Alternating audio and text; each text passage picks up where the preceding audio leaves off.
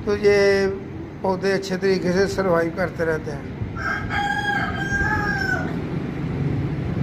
तो ये मैंने वैसे मेरे छोटे पार्ट में भी लगे हुए हैं, ये मैंने बड़े पार्ट में इसलिए लगाए हुए हैं। पूरा ये एक ना जंगल की शक्ल अख्तियार कर देते हैं। तो बड़ा खूबसूरत लगता है जब इसके फूल वगैरह निकलते हैं, कलियाँ निकलती हैं।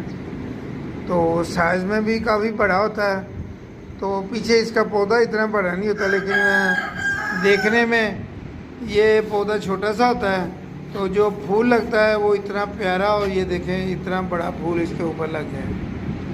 तो ज़रूर आप इसको शौक़ को भी आप अपनाएं, अपने घर में ज़रूर ये लगाएं।